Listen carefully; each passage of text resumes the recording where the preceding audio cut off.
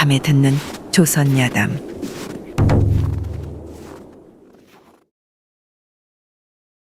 옛날 옛적, 이름은 전해지지 않는 첩첩산 중에 조그만 암자에서 홀로 수행하는 노스님이 있었습니다. 노스님이 하루는 탁발하고 산길을 돌아가다가 길섭 바위 아래 보자기에 쌓인 어린 아기를 발견하였지요. 아니, 이 산중에 누가 아이를 버려두고 갔나? 이러다 산짐승들이라도 만나면 어찌하려고? 노스님은 보자기에 쌓인 아기를 안고 암자로 돌아와 사슴젖을 먹이며 정성껏 키웠습니다. 아이는 무럭무럭 자라 영특함이 번쩍이기 시작했고, 노스님은 아이에게 도원이라는 이름을 지어주고 수행 제자로 삼아 큰 스님으로 만들기로 작정을 했지요. 5살도 안 된 도원은 그를 깨우치더니 불경을 파고들어 노스님이 하나를 가르치면 둘을 깨우쳤습니다. 그리고 불경 공부하는 틈틈이 도원은 숲속에서 산짐승들과 놀았지요. 그런데 이 암자는 동네에서 30리나 떨어진 심산유곡이라 동자승 도원은 사람이라고는 노스님밖에 모르고 살았습니다. 어느덧 10서너 살이 된 도원의 공부는 스님을 뛰어넘을 정도였으니 노스님은 그를 보며 늘 흐뭇해했습니다. 어느 초여름, 도원은 산중으로 나무를 하러 지게를 지고 도끼를 들고 나섰습니다. 그런데 개울을 따라 내려가던 도원의 눈이 휘둥그레졌지요. 도원이 생전 처음 보는 짐승 셋을 만난 것입니다. 몸은 중하고 비슷한데 머리엔 검은 털이 길게 났고 가슴엔 봉우리 2개가 봉긋 솟았고 사타구니에는 검은 털이 수북했지요. 이 이상한 짐승 셋이 개울에서 멱을 감다가 도원을 보자 으악 소리를 지르더니 돌멩이를 던지기 시작했습니다. 도원은 멍하니 짐승들을 보고 있다. 돌멩이의 머리를 맞아 혹이 봉긋 솟은 얼굴로 암자로 도망쳐 왔습니다. 스님! 스님! 아니, 왜 이리 수선이냐? 도원이 다급하게 스님을 부르자 방 안에 있던 스님이 방문을 열고 나와 도원의 얼굴을 보니 새파랗게 질린 얼굴에 이마에는 혹이 봉긋 솟아있질 않겠습니까? 아니, 얼굴은 어디서 다쳤느냐? 호랑이라도 만난 게야. 스님! 개울에 난생 처음 보는 사나운 짐승들이 셋이나 있습니다. 도원이 노스님에게 짐승들의 생김새를 설명하자 이럴 수가. 스님은 탄식하며 태어난 척 말했지요. 그만한 게 다행이다. 살아서 돌아왔으니. 노스님은 도원이 불도를 닦는데 여자는 큰 장애물이라 판단하여 그를 겁주기 시작했지요. 그 짐승들이 얼마나 무서운지 너는 모를 것이다. 그 털난 짐승들은 중을 하도 많이 잡아먹어서 중을 닮은 것이지. 아무쪼록 조심해야 할 것이야. 그리고 당분간은 이 암자에서 멀리 가지 말거라. 스님의 말에 도원은 눈을 동그랗게 뜨고 목숨을 부지하게 된 것이 부처님 덕이라 여기며 안도의 한숨을 쉬었습니다. 그러나 그날부터 도원은 공부를 제대로 할 수가 없었지요.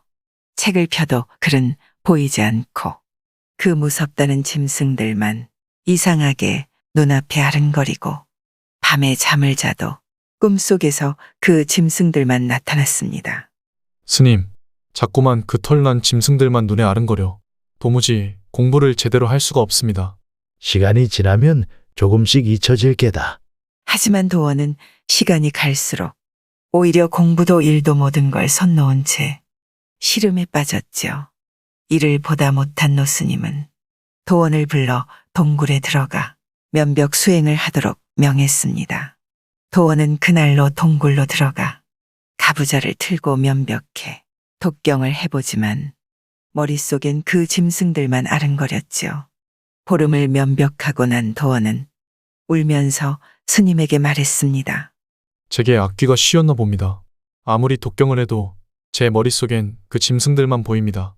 스님, 그날부터 노스님은 도원의 머리를 밀지 않았습니다.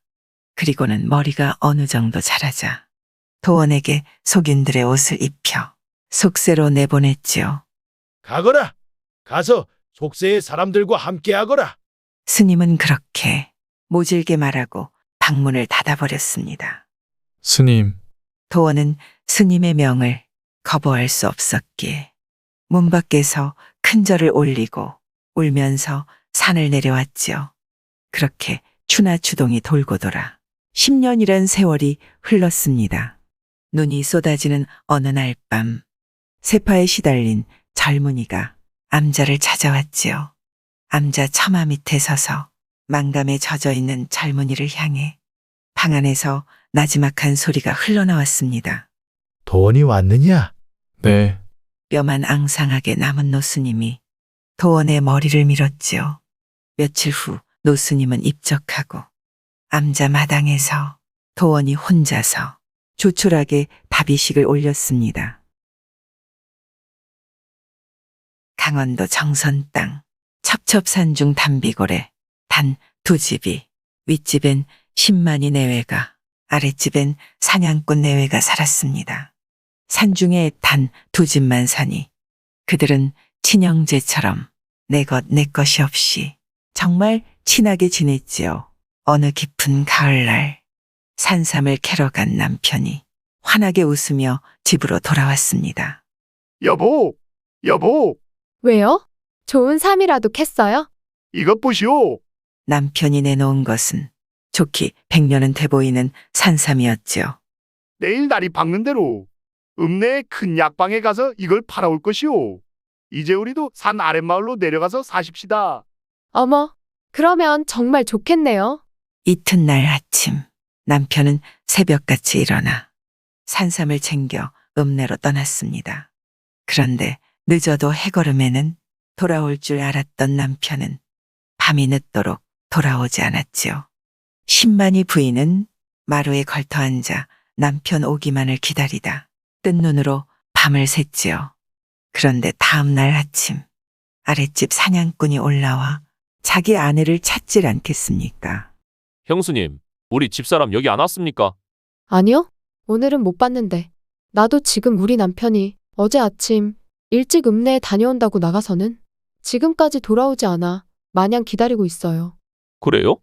우리 집사람도 어제 아침에 나가서 여태까지 안 돌아오니 이게 뭔 일인지. 설마?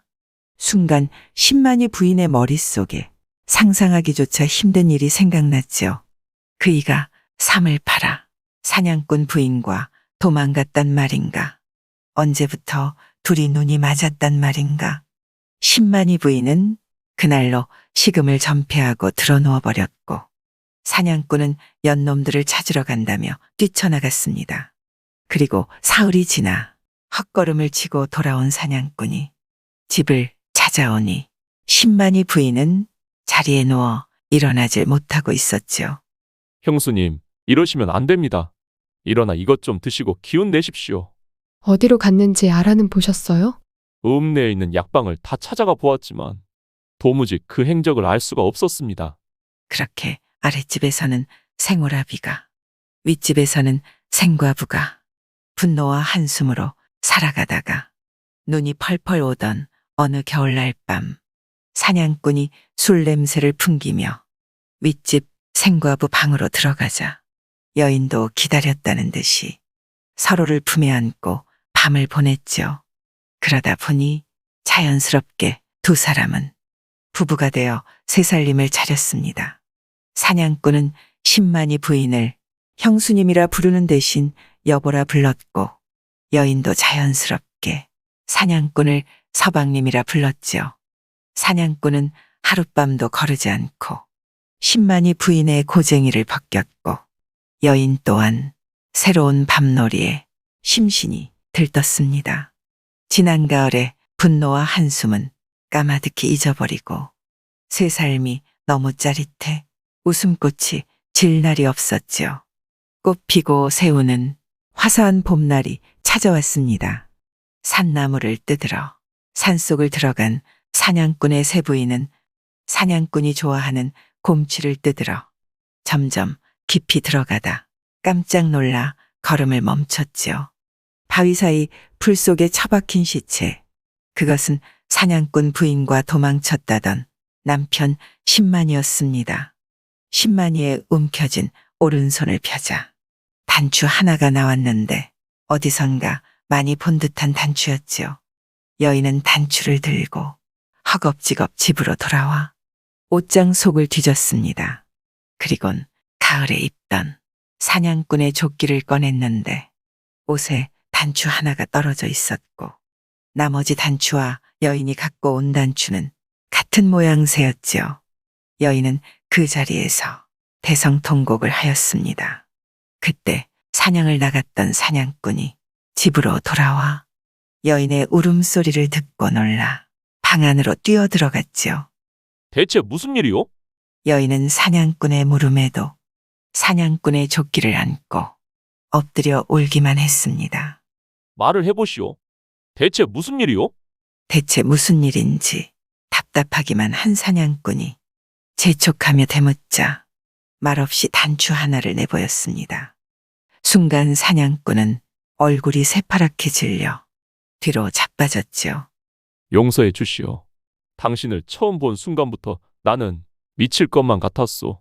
그 소리에 망연자실 천장만 바라보던 부인이 조끼와 단추를 들고 나가더니 부엌 아궁이 불 속에 던져버리고는 방으로 들어와 배시시 웃으며 아양을 떨었습니다. 나도 서방님 품에 안기는 꿈을 수없이 꾸었습니다. 사냥꾼은 감격하여 여인을 안았지요. 운우가 지나고 땀을 훔치지도 않고 속치마만 걸친 채 여인은 부엌에서 술상을 차려왔지요. 사냥꾼은 벌컥벌컥 술잔을 단숨에 비우고 초점 잃은 눈을 크게 뜨더니 피를 토하며 꼬꾸라졌습니다. 여인이 지아비를 죽인 원수를 갚은 것이죠. 이튿날 산속으로 들어간 여인은 억울하게 죽은 신만이 시체를 수습하여 땅에 묻고 술을 따라 재를 올렸습니다. 또한 사냥꾼의 시신도 수습해서 양지 바른 곳에 묻고 술을 따랐지요. 지아비를 죽인 원수지만 그 또한 5달 동안 살을 섞은 지아비가 아니겠습니까? 거름더미 속에 파묻혀 있던 사냥꾼 부인의 시체도 찾아내 땅에 묻었지요. 그날 밤 담비골 두 집에 시뻘건 불길이 치솟아 오르고 여인은 어디론가 종적을 감췄다 합니다. 옛날 옛적 호랑이 담배 피우던 시절 그때는 짐승들도 사람 말을 알아듣고 말도 할 줄 알았다고 합니다. 당시 한 사람이 소, 개, 닭, 돼지 등을 정성껏 길렀는데 하루는 고기가 먹고 싶어 소를 보고 이렇게 말했지요. 네, 너희들을 기르느라 고생만 하고 오랫동안 고기를 못 먹어 기력이 다 했으니 너를 잡아먹어야겠다. 그러자 소는 고개를 들면서 다음과 같이 말했습니다. 주인어른, 저는 주인어른을 태워 진흙탕과 빙판길을 마다하지 않고 다녔으며 물을 건너고 산을 넘으면서 무거운 짐을 나르고 쟁기질도 하여 힘들게 노력 봉사를 했으니 공만 있고 죄가 없는 터입니다. 그런데 어찌 저를 잡아먹으려 하십니까? 이에 주인은 그 말이 옳다고 생각하고 개를 잡아먹겠다고 말하니 개도 다음과 같이 변명하는 것 아니겠습니까? 저는 주인을 위해 늘 울타리 밑에 살면서 주야로 집안을 순찰하고 도둑이 들면 짖어서 알리며 주인이 외출하면 열심히 집을 지키다가 돌아오면 반갑게 맞아주니 저의 공을 말할 것 같으면 종들보다 더 많다고 할 수 있습니다. 그런데 어찌 저를 잡아먹으려고 하십니까? 이 말에 주인은 역시 옳다고 하고는 닭을 잡아먹겠다고 했지요. 그러니까 닭도 이러한 항변을 하는 것이었습니다. 저도 공이 많습니다. 주인을 위해 낮에는 시간을 알려주어 농사 짓는데 도움을 주며 밤이면 잠도 제대로 못 자고 새벽을 알리니 오나 양순, 공손, 검소, 겸양의 아름다움은 지녔어도 죄악을 지은 일이 없는데 어찌 저를 잡아먹으려 하십니까? 부당한 말씀입니다. 그래서 주인은 마지막으로 돼지를 향해 잡아먹겠다고 말하자 돼지는 눈만 껌뻑거리다 말했습니다. 사실 저는 아무것도 내세울 만한 공적이 없습니다. 주인 어른이 주는 먹이만 먹고 은혜만 입었으니 어찌 살아남기를 바라겠습니까? 속히 저를 잡아 주인 어른의 몸을 보아소서. 돼지는 그렇게 말하고 눈을 감고 머리를 떨어뜨리는 것 아니겠습니까? 그 모습을 본 주인은 돼지가 가여워 결국 아무도 잡아먹지 못했다 합니다. 구독과 좋아요와 함께 오늘도 좋은 날 되세요.